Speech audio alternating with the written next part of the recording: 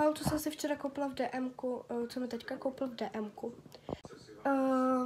Ukážu vám to, doufám, že mi to teda všechno vyjde a když ne, tak udělám part 2.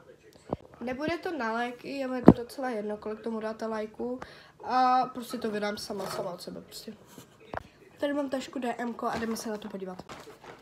Tyhle ty tamponky maliníky, je jich tam 140, protože toho nikdy není dost. Potom micelární vodu, suchý šampon na vlasy, protože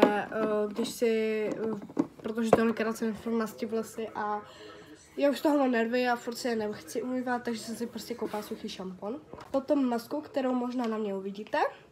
Potom ten blush, fixační pudr, to budu dávat jakož takto dohromady.